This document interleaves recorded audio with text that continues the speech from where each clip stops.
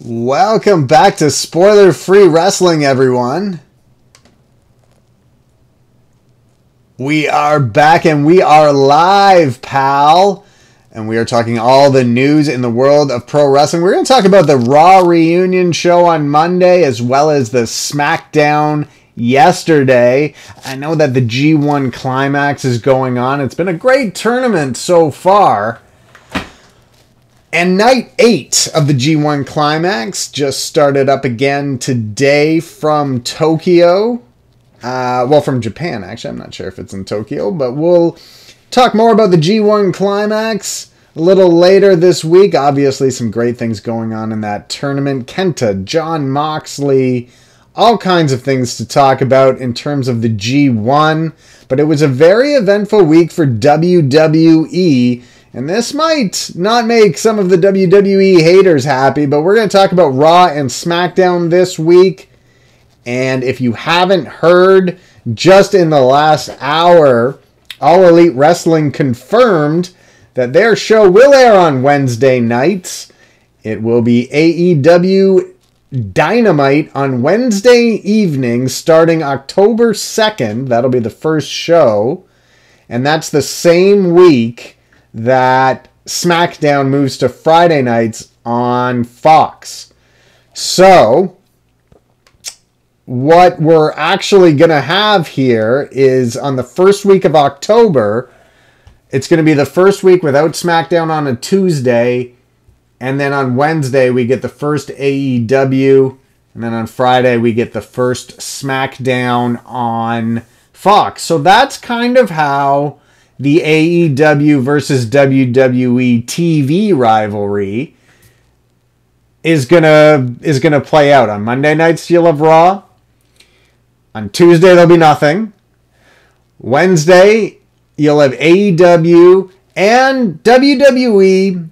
I mean, they're gonna try and counter with NXT. Is the rumor maybe NXT goes on to FS1, or maybe just NXT stays on the WWE network. But regardless, it's going to be AEW versus NXT, wherever NXT is, on Wednesday nights. And I actually think that's the most appealing situation there could be. Because what WWE does is different from what AEW does. AEW is a wrestling company geared at wrestling fans. WWE is a sports entertainment company geared at families. More than anything else, WWE has made itself multi-generational. And what I mean by that is, so you grow up and your dad or your parents or your older brother or people in your life, your uncle, takes you to some WWE events and it gets you hooked as a fan. And you're a fan as a kid. And you like the John Cenas and the Roman Reigns, and you like everybody that WWE tells you to like. And then you get older and you start having your intelligence insulted as a fan. You're like, oh my God. And you forget what it is that WWE is doing until you end up taking your kid, somebody else's kid, or you end up sitting around a bunch of, wrestling fans who are 9, 10, 11, 12 years old. And you realize that there's a difference between being a wrestling company aimed at wrestling fans and a sports entertainment company aimed at families. NXT is aimed at wrestling fans. So what we'll have on Wednesday nights is 2 wrestling promotions geared at wrestling fans competing to see who can put on the best wrestling show. And on Monday and Friday nights, we'll have a sports entertainment show geared at families. And so that was the big news that came out today, is AEW is on Wednesday nights. But I want to talk about Raw. I want to talk about the big Raw Reunion show. And WWE now, they've got one more week in July, and then they've got August and September. They've got 10 weeks now. They've got 10 weeks, SummerSlam, and a September pay-per-view where they will be unopposed in terms of AEW. And this Raw Reunion show really felt much like the bringing back of Paul Heyman and Eric Bischoff, although Paul Heyman's been there for a while. It really felt like they were going hard on the idea of creating brand loyalty around WWE. They wanted the fans who were watching this show to really feel loyalty to WWE. That's why Steve Austin came out and talked about WWE being family. And the idea is, the more you identify as a WWE fan in the next 10 weeks, the less open-minded you are going to be to AEW. I'm not saying this will work. I'm just saying, to me, when I heard Stone Cold Steve Austin at the end of WWE Raw on Monday talk about how WWE is his family, all the fans are his family, the WWE Universe is family, all of that is in an effort to build brand loyalty. And I know the idea of brand loyalty, like, well, we're wrestling fans. We can just enjoy we can enjoy all the promotions that we want. But the last time there were two big wrestling companies with deep pockets that were in competition with each other. I know everybody says that they're not actually in competition, but I mean, they are, though. They compete over talent in terms of needing to sign talent. They compete over a fan base. They are in competition. You can say AEW is just starting and WWE has a 35-year head start. I mean, you know, to say that it's not going to be close competition. Yeah, okay, but it's still competition. They're still competing to sign people to contracts. And they're still competing for the interest from wrestling fans.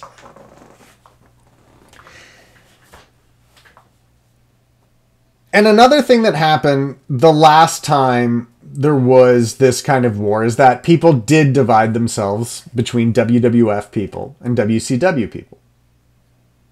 And for the next 10 weeks, I would expect you're going to see WWE try to really instill the idea that their fans are WWE fans.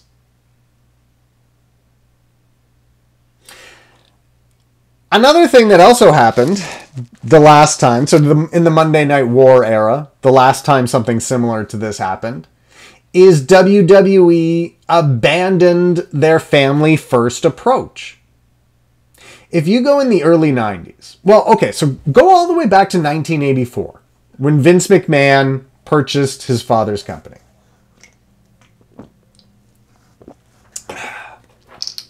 There was a guy at the time named Hulk Hogan. And Hulk Hogan was in the AWA. The AWA wouldn't put the title on Hogan because he didn't have a legitimate wrestling background. And he was just seen, okay, he's this guy. He's really big. He has a larger-than-life presence. He's popular in Japan. He was in Rocky III. But the quality of his wrestling isn't good enough to make him our world champion. But Vince McMahon disagreed. Vince McMahon signed up Hogan. Well, he signed up everybody, but he put Hogan in that top spot. He did what the Gagne family, or Vern and Greg Gagne, wouldn't do, and build the company around Hogan. And the WWE became the mega corporation that it is today because of it. And in 1984, he started building around families, marketing toys.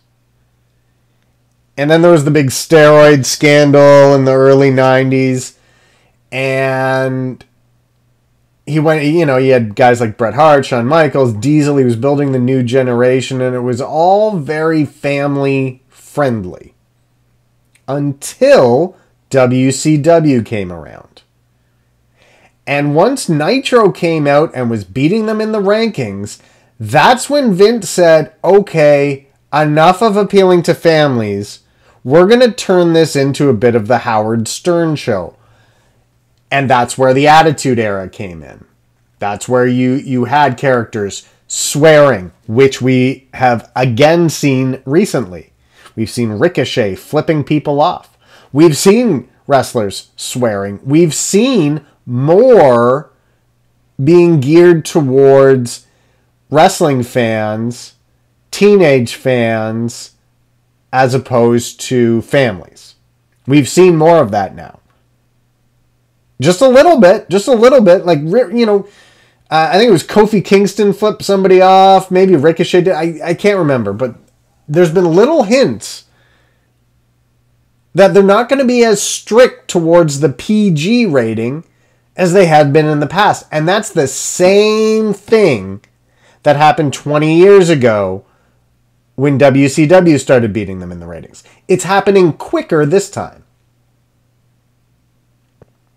All right, so things start off on Raw, and John Cena comes out, and he's only out there for a bit, and he does a rap battle with the Usos.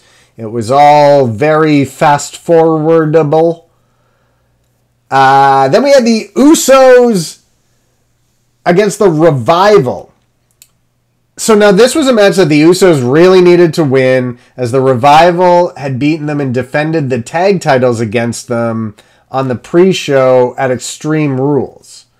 I'm pretty sure that's the case. But regardless, the Usos really needed to defeat the Revival to justify receiving another tag team title shot. I'm imagining we are going to see that at SummerSlam. Otherwise, why are we seeing more of the Usos versus the Revival?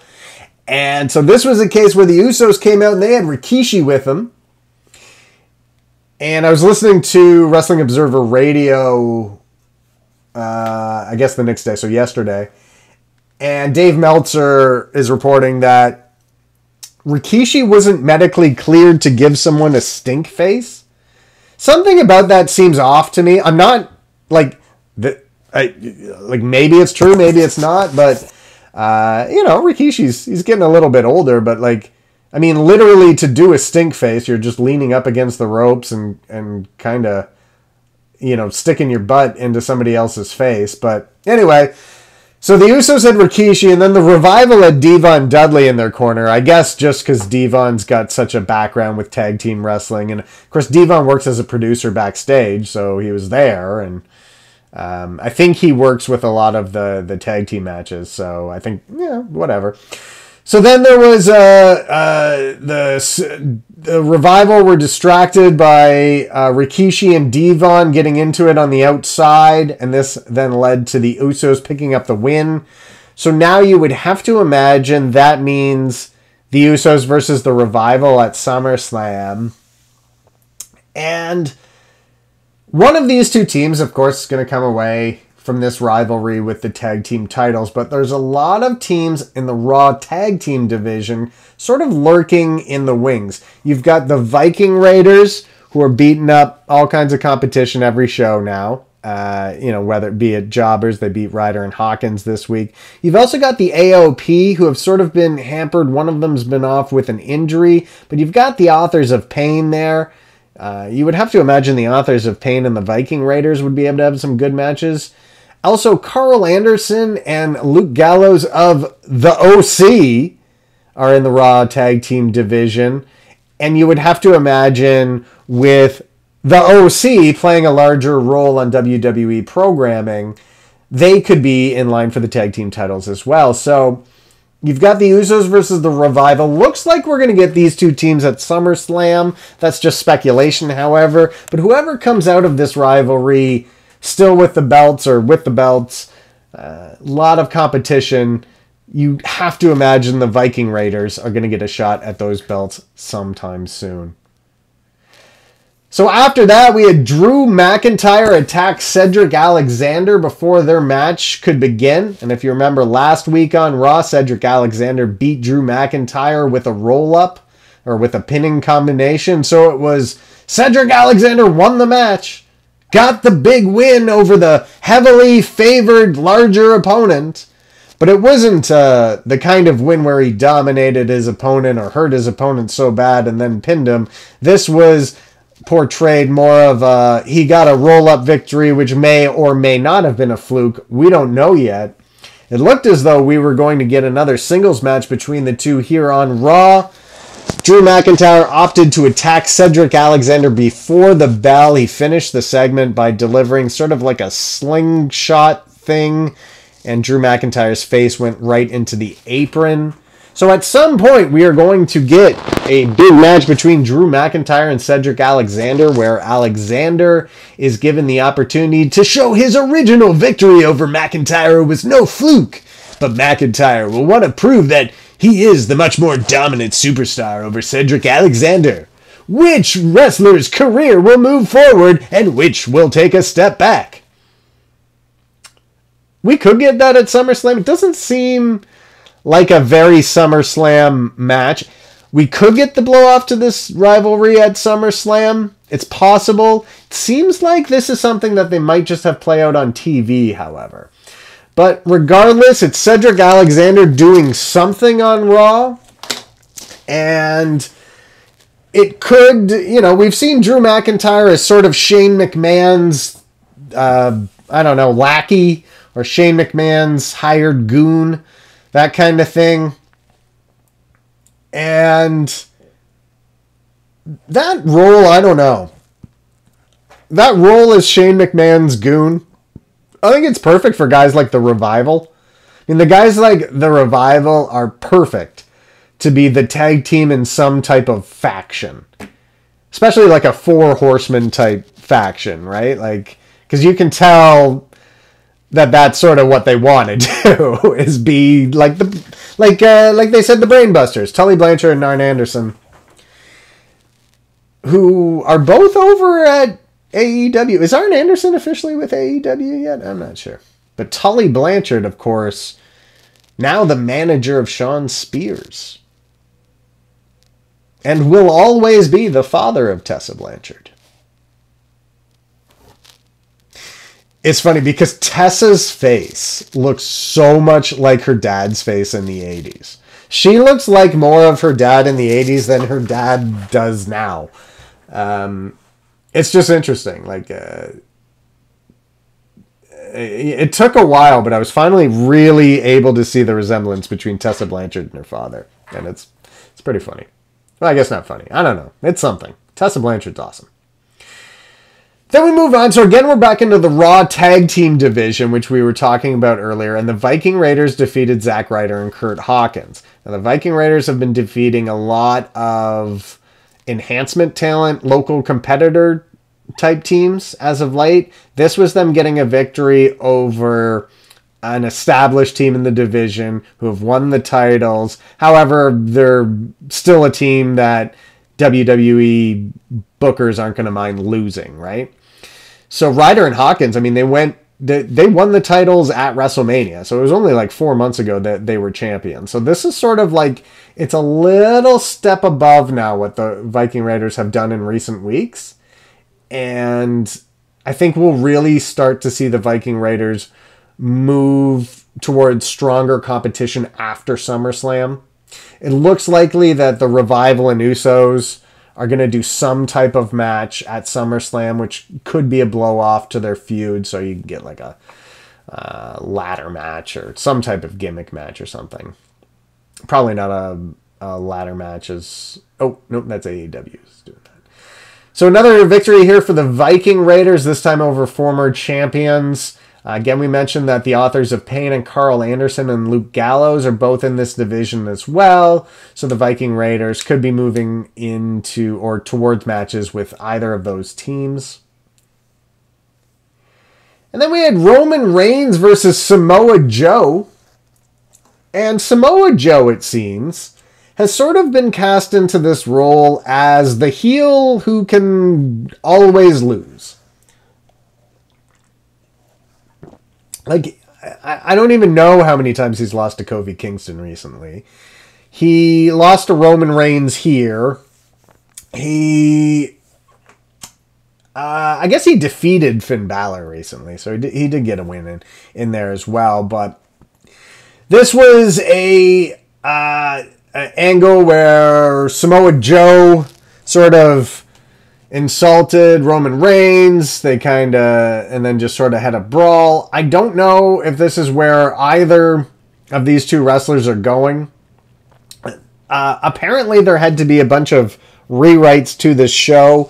Ricochet was not cleared for Raw on Monday. He has a staph infection on his elbow. Or he has an infection in his elbow. I don't know, staph, but...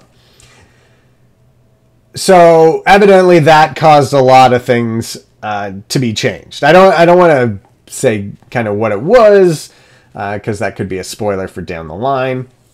But this strikes me as a segment which wasn't supposed to happen. But regardless, Roman Reigns defeated Samoa Joe. And it's something... This segment just really felt like something we're just going to forget about now.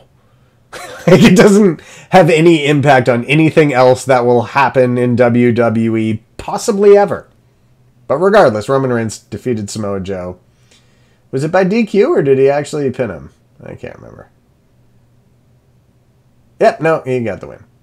All right, so then there is something else that I would really like to talk about. And this is Seth Rollins' performance on Monday night. Whoops. And this is getting a lot of attention. Because Seth, there is starting to be a bit of a backlash towards Seth Rollins from fans. And this has crept up a little bit because he's been the guy representing WWE in the news, right? Like on social media, he's the guy defending WWE. He came out and said WWE is the best wrestling in the world, which didn't exactly get a fantastic reaction from fans. Not from wrestling fans. Like, again, from families of wrestling fans, WWE's the big show. If you've got a kid who's super into John Cena, WWE is the show. If you are a kid and you're super into John Cena or Roman Reigns or whoever the hell, WWE is the major show. And WWE is the most profitable show. It was like 15,000 people were in there for their Raw on Monday. Now, it was a show with a bunch of legends, but 15,000 people, that's a lot of people. They're the only wrestling company that can draw that for a weekly TV show. I mean, New Japan can draw 15,000 for a big show. I mean, they draw 40,000 for Wrestle Kingdom every year. But WWE has more fans than any other wrestling company in the world, and that includes New Japan, who would be second. Well, actually, we'll see what AEW does. I mean, we still don't know a lot about AEW. You know, we've had 3 shows. That's all we've had. We've had 3 shows. And All In. I don't even know if you can count All In. In fact, I would say you probably can't. But regardless, so Seth Rollins, I think, is starting to get a little bit of a backlash from fans. And this shouldn't be a surprise to anyone. Because the last 2 people who have been in the position that Seth Rollins has been in recently have also received that backlash from fans. Those being John Cena and Roman Reigns. John Cena was the face of the company, defending the company. Roman Reigns was the face of the company, would always defend the company. Now that's Seth Rollins. I mean, it's still kind of Roman Reigns, but it really feels like, as of late, they've gone to Seth Rollins for that role. And the promo that Seth Rollins gave on Miz TV on Monday was very much a John Cena or Roman Reigns-like promo. He did a over-the-top, exaggerated Brock Lesnar impression. And fans of Tyler Black, people who have been following him since Ring of Honor, WWE fans who are also big fans of New Japan, AEW, Ring of Honor, Impact, MLW, whatever. They didn't like the way Seth Rollins did a Brock Lesnar impersonation. They're like, what is this hokey stuff? To kind of paraphrase how Jon Moxley would describe a lot of WWE stuff. Yeah, it was hokey, over the top, two-dimensional, and fake. And that's also how children's performers are kind of taught to be. That's how John Cena was. And for a while, that's how they were trying to get Roman Reigns to be. Remember, they were trying to get Roman Reigns to do all that suffering succotash and tater tots and all that really scripted, soundbite quality stuff. That stuff is designed to get over with kids. Right? Like that whole thing of doing a big Brock Lesnar impersonation. He's trying to make 10-year-olds laugh. Those were jokes for 10-year-olds. And that's just how Vince McMahon has always done things. He's always sort of aimed his top guy at kids. They're the ones who sell the toys. They're the ones that get the kids hooked on WWE for life. And then when they have kids and are so excited to watch their kid experience the things that they enjoyed growing up, then they'll take their kid to wrestling. They'll take their kid to WWE. And they'll take him to WWE, not AEW. That's WWE's strategy. Is kids and then kids who grow up taking their kids to WWE. But that's not the model of AEW, New Japan, or even NXT. But Seth Rollins right now, the reason everybody's getting so ticked at his hokiness is, and this is just speculation obviously, is he's being told to deliver stuff in a way that 10-year-olds can understand it, relate with it, find it funny, and want to buy the guy's toys. That's why Roman Reigns said suffering succotash and tater tots. That's why John Cena was always this Nickelodeon character. And that's why Hulk Hogan always told kids to train, say their prayers, and eat their vitamins. The top babyface in WWE is always geared towards kids. And that's what WWE is doing with Seth Rollins right now. That's his role, and that's why everybody's all ticked off at him. But anyway, Brock Lesnar came out. I can't remember what the heck was going on because I was just thinking about all the things I just said in my head. So yeah, there. If you're on the screen right now, there is... let me just make sure this... I don't know how this looks. Okay, so anyway, I hope this looks okay. There's Seth doing his... this is my Brock Lesnar impersonation. Okay, but if you were like... And all the wrestling fans are going, this is the stupidest thing I've ever seen. But if Seth Rollins was talking to a group of 10-year-olds and he wanted to describe Brock Lesnar to them, or he wanted to make them laugh, that's something like, he'd do something like that. Right? He'd do a stupid Brock Lesnar impersonation. Anyway, we got that last night because WWE wants to sell Seth Rollins toys to kids. Because that's how they make money. And that's, fine. I guess. I don't know. You might not find it fine.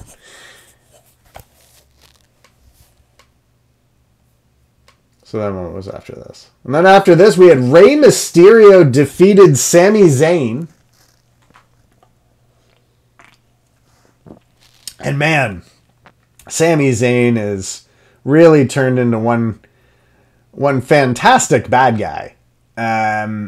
His whole way of dumping on the fans who are critics, who feel that it's their place to rank matches or to comment on how good a worker somebody is.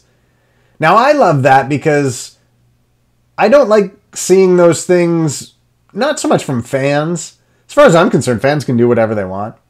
Mine's more from media. I hate seeing quote-unquote wrestling media.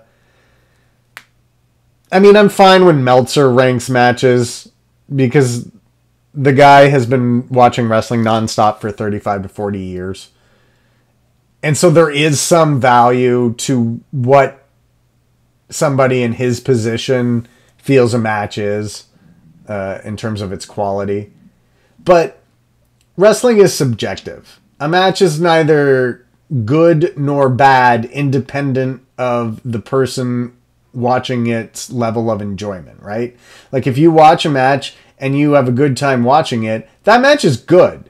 And nobody can say that it's bad because to you it was good, right? Like the point of a wrestling match is entertainment, so if it's entertaining to you, then it's a good match.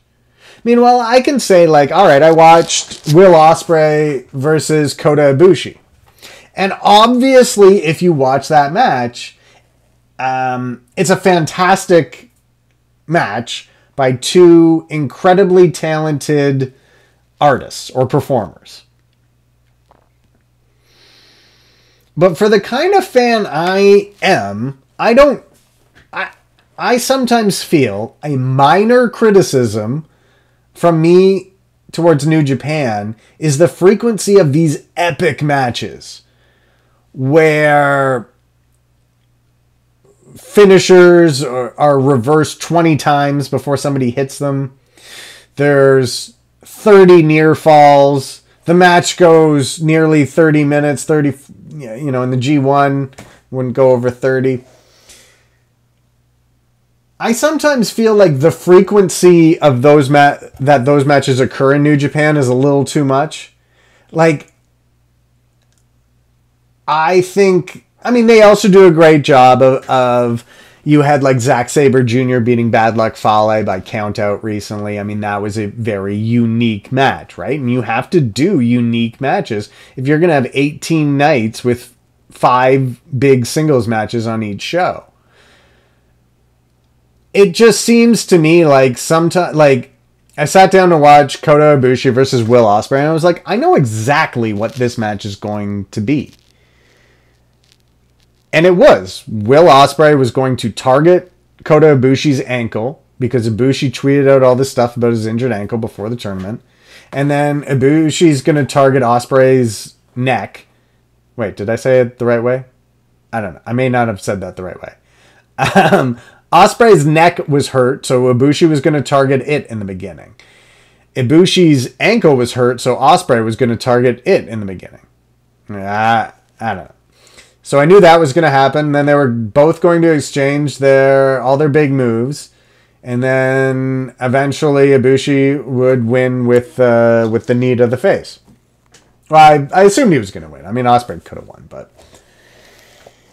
And sometimes it's like, well... obviously there can be times where you know exactly what's going to happen. And it's not like I hated that match. That match was great. And they did everything perfectly. But I knew what it was going to be ahead of time. And, you know... I don't know. How did I get talking on this anyway?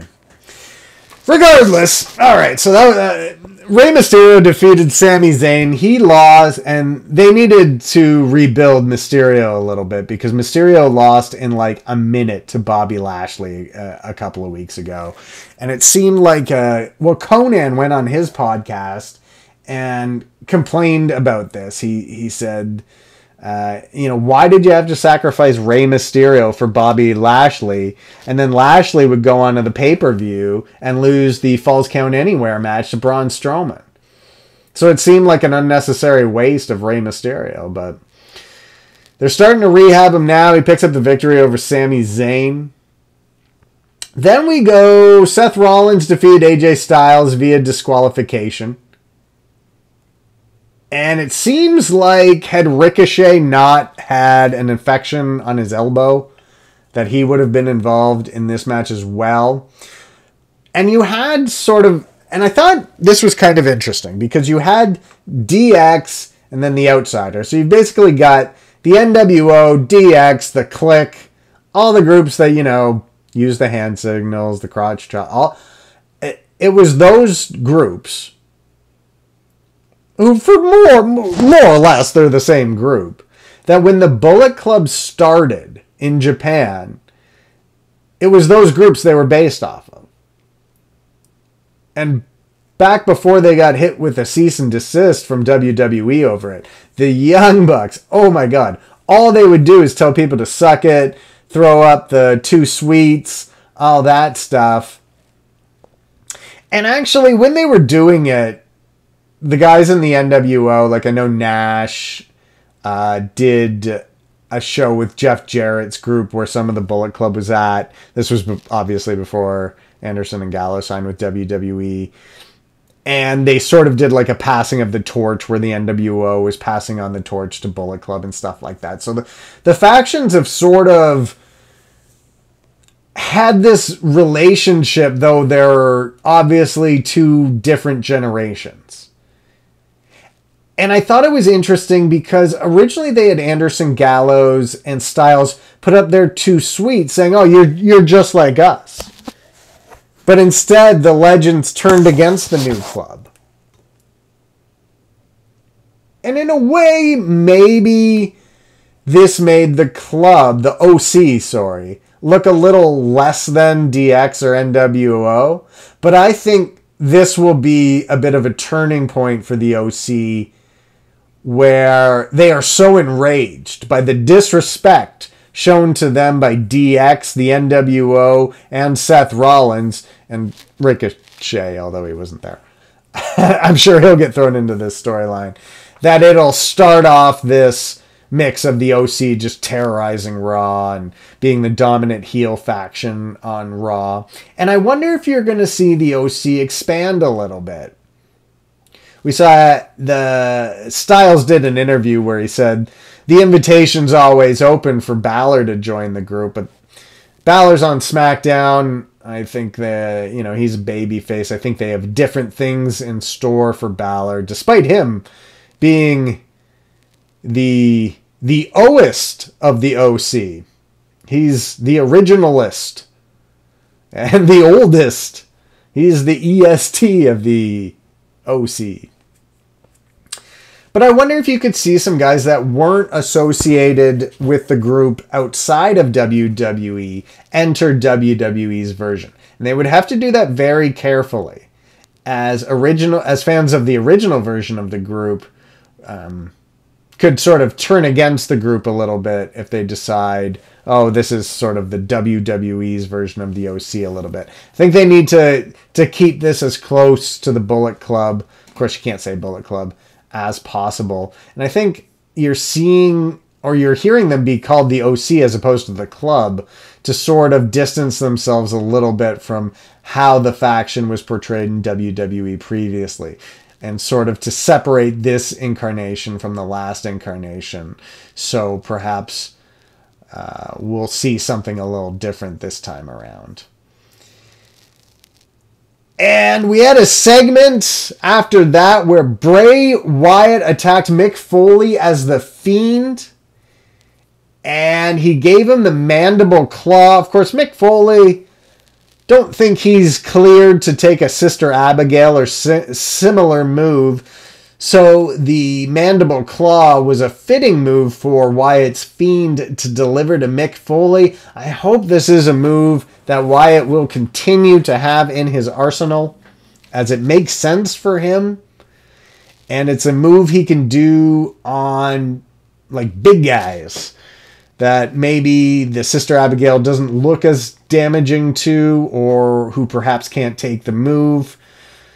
Bray Wyatt with the mandible claw, I think, is definitely a great addition to his Fiend character. Now, we'd see Wyatt again on SmackDown. Might as well talk about it now. I don't know if we're going to talk about all of SmackDown.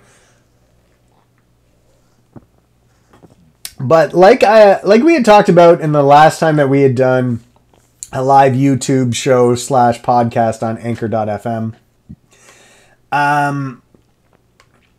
Wyatt delivered his promo to Finn Balor as his Yowie Wowie character. Didn't even come out in person to do it. Did it while in the Firefly Funhouse. And I think that is what we're going to see moving forward from the character. The Fiend isn't going to speak. The Yowie Wowie version of Bray Wyatt is going to speak for him.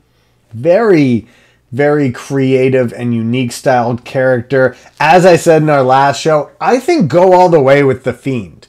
Like, just have The Fiend go on a completely undefeated streak and play it off as, man, I mean, The Fiend is Bray Wyatt's darkness harnessed. And Bray Wyatt previously, I mean, he hadn't learned how to control and harness his dark side, his dark passenger. But now that he has, he's unstoppable. He was a guy who won the WWE Championship before he developed The Fiend. How dangerous is he now? I think just go all the way with him. Fans are really, there's a responding to it. There's a buzz behind it. I think you have The Fiend versus Seth Rollins for the Universal Championship. Bray Wyatt as The Fiend versus Kofi Kingston for the WWE Championship. That's a unique pay-per-view main event that you've never done before. And I think there's a large section of the fan base really behind this incarnation of Bray Wyatt. And I think they'll continue to be behind the character if they go all the way with it, which I think they should. So then we had Becky Lynch and Natalya were brawling on a moment of bliss. And so just want to talk a little bit about this match we're going to get at SummerSlam between Natalya and Becky Lynch. Now, this is going to be in Toronto. As I said last week on the show, the Toronto live crowd, I mean, they cheer Becky. Every time I've gone to a WWE show where Becky Lynch has been on there, she's been one of the most over people. I would say Becky Lynch in Toronto, I think she gets a bit bigger of a pop maybe than she gets normally even. And she normally gets a big pop. But Natalya is wrestling royalty in Canada. Toronto will cheer Natalya over Becky. There will be some scattered fans who don't, obviously. So there's big Becky Lynch fans everywhere. But Natalya, I mean, she's not from Toronto. She's from Calgary. But Toronto, I mean, Canadians cheer for Canadians. And not just that, though. Natalya is she's from the Hart family, right? So she's wrestling royalty. And she's also the kind of wrestler that's very well respected in Canada and definitely very respected in Toronto. The Toronto crowd is just not going to cheer against Natalya in this situation. So it'll be interesting to see how they play that up with Becky. Now, it's not going to matter. I mean, the upcoming Raw the next night is in Toronto as well. But once they go back to the States, it's not really going to matter because the crowd reactions will just go back to being the same. But it'll be interesting to see how Becky plays into that. How Becky plays into the negative crowd reaction, I think, is very interesting and possibly the reason they're doing this match. Like, Becky is so good at just taking shots at people on Twitter, and she's sort of a heel that everybody likes, right? Like, she's Conor McGregor. She's very much like Conor McGregor. And I know there are people who get so upset when you compare Becky to Conor McGregor. It's like, oh, you're just saying that because they're both Irish. I'm like, they're both Irish trash-talking champions in combat sports. There's a lot of similarities between Becky Lynch and Conor McGregor. So I think this is an opportunity for Becky Lynch to take shots at the live crowd. Like, I think she'll get on the mic and she'll really have at it with the Toronto crowd that's booing her. We've never seen the man get booed. And if the Toronto crowd boos her, I'm really interested in what Becky Lynch's response is going to be to that, because I think it's going to be great. And I think her response to it is going to be so epic that it'll actually make her a bigger baby face, even to the Toronto crowd, because they'll stop booing her the second she comes back and she's not against Natalya anymore. They'll just go right back to cheering her. There was a whole bunch of stuff with the 24/7 championship. I don't know if we need to go over that. I will say that Ted DiBiase purchasing the 24/7 championship is interesting, and I think they need to have a little ruling on that, because the last time Ted DiBiase tried to purchase a championship, Jack Tunney vacated that title, and we had a tournament to declare a new champion at WrestleMania 4, and that man's name was the Macho Man Randy Savage.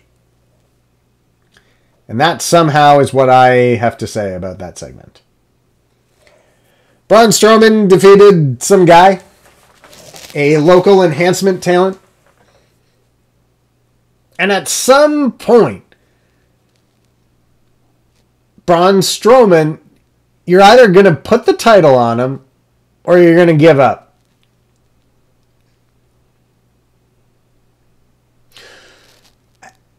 He just won that last man standing match against Bobby Lashley. He's being positioned as the top contender aside from Seth Rollins on Raw.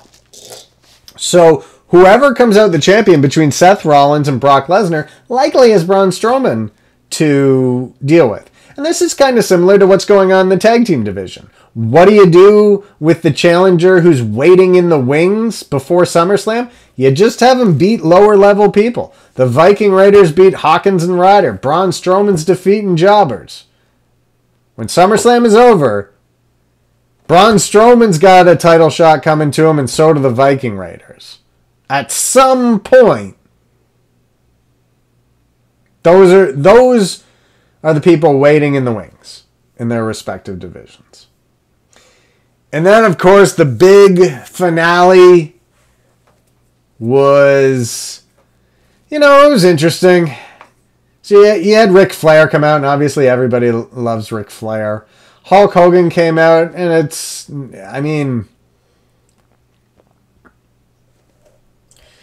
Hogan still gets a huge pop and whatever. For me personally, when Titus O'Neil tells me it's okay to cheer Hulk Hogan, then I'll cheer for Hulk Hogan. I guess I don't know. It's still for me to see Hogan on that stage with that sort of unresolved issue. The Hogan scandal, it just doesn't feel completed, right? I need to hear, because there was that apology, and then Titus O'Neil was like, that's not an apology. And to me, I need to hear from the locker room leaders in WWE that it's definitely time to forgive Hogan. I don't know if I've really heard that from guys like Mark Henry or Titus O'Neil. And that's sort of my thing is, if I hear that from Titus O'Neil and Mark Henry, then all right. But whatever, it was what it was, And Hogan, you can't discount, obviously, the major contributions to pro wrestling that Hogan has made. In terms of, you can't ignore them. It's... But anyway, it's obviously really, But one guy who you don't have to worry about cheering or supporting, Stone Cold Steve Austin, comes out and is just, like we said before, he was talking about this is his family, this is his,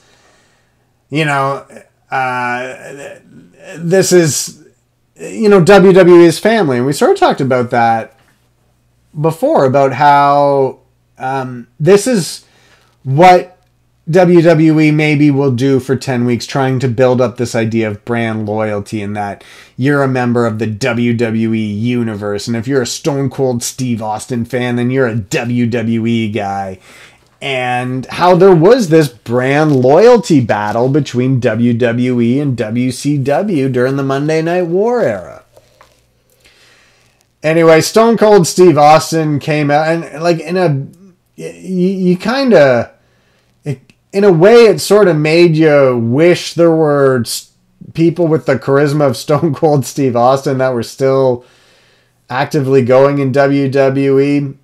I mean, that's asking a lot. Obviously, Stone Cold Steve Austin is one of, if not the greatest of all time. All right, let's quickly run through SmackDown. And then I got to get to watching this G1 here. So Kevin Owens and Shane McMahon agreeing to a match at SummerSlam. And I just keep hoping that this pay-per-view will be the last where Shane McMahon is a major character on the show. That might be entirely too much to ask. I don't know. But Shane McMahon needs to be off of WWE programming by the time AEW is on TNT. So if they're using him to get Kevin Owens over as a Stone Cold Steve Austin type character, great. Have Owens just run through him at SummerSlam, and let's not see Shane McMahon again until there is another Raw Reunion show. I mean, I love Kevin Owens as the everyman Stone Cold Steve Austin character. That's great. That's great. And having him go up against Shane McMahon, of course, there's the allusion to the Stone Cold Vince McMahon storyline. That's great. I'm just saying Shane McMahon is automatic hit the fast forward button for me. He didn't used to be like that throughout his career, you know, but this Shane McMahon, this run, I got no time for. It's fast forward all the way until Kevin Owens comes out. Then we had Shinsuke Nakamura defeating Apollo Crews, and this is good if you're fans of Shinsuke Nakamura and bad if you're fans of Apollo Crews, and about in the middle if you're fans of both. It was a good match, though. It was a good match to kick off SmackDown. Nakamura, you know, I mean, he's the Intercontinental Champion, and it looks like they've got plans to make him a bigger, more focal part of the show. And then he continued the attack after the match on Apollo Crews, which hopefully means we'll get an Apollo Crews with unfinished business, you know? So this is a reason why Apollo Crews' character will get a little bit better, get a little bit more determined, start winning more matches. He's now got this chip on his shoulder that this guy, after a hard-fought match, beat him up after the bell and showed him that disrespect. So hopefully, this is the beginning of something for Apollo Crews too. Although, you know, a loss when you're a guy who hasn't won a lot on TV is never that good, but all the same, could be the start of something for Apollo Crews. And Apollo Crews is a guy, remember, like, he came into NXT and was so impressive that he went up to the main roster, like, right away. And then they never did anything with him. And it sort of feels like they've stunted his growth. Like, he was still developing as a wrestler.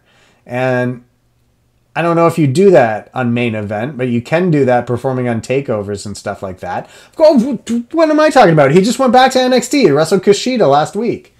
So the fact that they've thought enough about Apollo Crews to put him on SmackDown and put him back in NXT, to me signifies that they realize they made a bit of a mistake not giving this guy more to do. And it looks as though they're looking to rectify that. But, you know, they had a fun match. And, you know, hey. Then Ziggler was on Miz TV. And Ziggler and Shawn Michaels got into a debate over who is a second-rate Shawn Michaels. Whether that's Dolph Ziggler in 2019 or Shawn Michaels in 2019. And so this could possibly lead to a Dolph Ziggler versus Miz match. Maybe at SummerSlam. My apologies, everyone, but this was a fast-forwardable segment to me. I mean, I paused and I listened to the stuff about being a second-rate Shawn Michaels, but Miz is a guy who I hit the fast forward button for. And Miz is actually the guy who made me realize more than anyone else how geared towards families WWE is. Because I took my nephews to a WWE live event, so just a house show. I don't have kids of my own. I don't know how to handle them. And I was kind of stressed because they're like 8-year-olds, right? And I'm trying to get them John Cena t-shirts, get us in the seats, all this stuff. And we finally sit down, and the first thing that happens on the show is The Miz cuts a word-for-word ravishing Rick Rude promo. And I realized who he was doing that for. He was doing that for people like me. People around my age group who would remember ravishing Rick Rude as a kid. Like we were kids in the 80s. Or 80s or 90s. And we would remember that.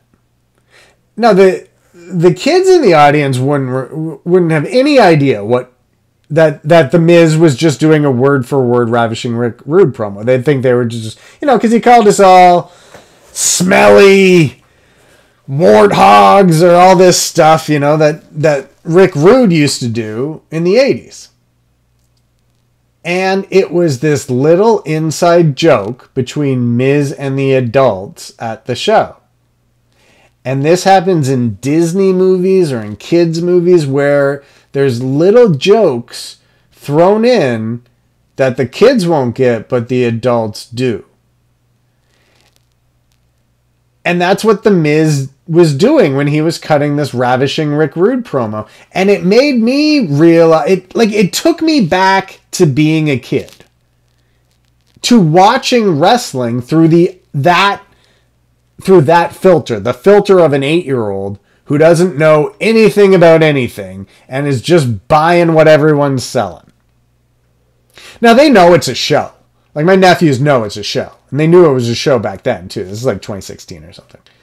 And I knew it was a show when I was a kid. But you're still watching the show like it's like everything's just playing out. None of this, I'm going to go on the internet later and find out why so-and-so was booked in such a match and yada, yada, yada. With that being said, unless I'm watching it with my nephews, I have no interest in watching Dolph Ziggler versus The Miz at SummerSlam. Although, the show's in Toronto, so I might be watching it with my nephews. Okay, so then Ember Moon defeated Charlotte Flair. Not really. What was this, like a roll-up on... Yeah, so Bayley shows up, and there's some distraction, and this allows Ember Moon to pick up the win over Charlotte Flair. Now, Ember Moon defeating Charlotte Flair does a few things. First of all, if you're like me and you want your wrestling to make sense, you want the title shots going to the number one contenders. Ember Moon defeating Charlotte Flair makes her a number one contender to the title. Now, why they just didn't not announce the Bayley versus Ember Moon match last week and have this a number one contenders match, I don't know. But regardless, Ember Moon defeats Charlotte Flair. And in storyline, if WWE was real, right? Like, if you go to spoilerfreewrestling.com, we do all the rankings as if it was real. But we do it not so much like in a subjective way, like we think so-and-so is the best wrestler. Like, it's done, okay, if you're ranked number 3 and you lose to the wrestler who's ranked number 7, the wrestler who is ranked number 7 is now ranked number 3, and you will drop down to number 4, likely, unless... wait, you were at 3. Yeah, so you would drop down to 4. So it's a ladder-based system that is based on results, not subjective opinions. Although you sometimes kind of have to throw some stuff in there is a little subjective. But so basically, Ember Moon defeating Charlotte Flair moves her into the number one contender position on those rankings and under that system. So if wrestling was real, this victory would make Ember Moon the #1 contender to Bayley's title, much more so than last week's segment where Bayley just announced she wanted to defend the title against Ember Moon. Regardless. And so then later, Charlotte Flair's all upset. Or it might have been after. Yeah, whatever. So Charlotte Flair then demands that she have a match at SummerSlam, even though she's now out of the SmackDown title picture. Right? Like, she can't be arguing that she's added to the SmackDown Women's Championship match because she just lost this match to Ember Moon. But she's demanding a match, and she wants to prove that she is the greatest female superstar of all time. And there's some rumors out there about who might answer her challenge. But we can't let you know because we're spoiler-free wrestling. All right, what else happened? And then Kofi Kingston announced he will take on Randy Orton. So he was just going to name his challenger, and of course he named Randy Orton. And these two have a history going back a long, long time. Kofi Kingston versus Randy Orton for the WWE Championship at SummerSlam. I'm hoping Kofi Kingston wins this. I think it's too early to take the title off him. And I think the person who takes the title off him, I would have preferred it was a Money in the Bank type situation. It should be done in some type of dubious fashion so that like Kofi can chase the title again. I think there's a lot of legs still left in Kofi Kingston as the feel-good story, the feel-good champion. And I think New Day is very popular and move a lot of merchandise, so it's a good idea for WWE to have them in the main events. And after that, Kofi Kingston defeated Samoa Joe because Samoa Joe loses all his wrestling matches. Finn Balor, Bray Wyatt, as we talked about before, accepted Finn Balor's chance for a match with The Fiend at SummerSlam. That should be great. We get the first match, the first official match for The Fiend at SummerSlam in Toronto. And then Kevin Owens versus Roman Reigns. This was a no contest. There was eventually Roman Reigns and Kevin Owens just turned on Elias and Drew McIntyre, who were the guest timekeepers and referee. And it just turned into Kevin Owens and Roman Reigns against Shane McMahon and his sort of group. This sort of leads me to believe we'll get Roman Reigns against maybe Elias at... oh, no, we already had Roman Reigns versus Elias. Well, we don't have a match for Roman Reigns at SummerSlam. Drew McIntyre... well, I mean, he could do something with Joe because he did something with Joe in Raw. I don't know. Regardless, it was an Owens and Shane McMahon segment to end SmackDown. I gotta tell you, I thought WWE was pretty good this week. I thought they did some good stuff.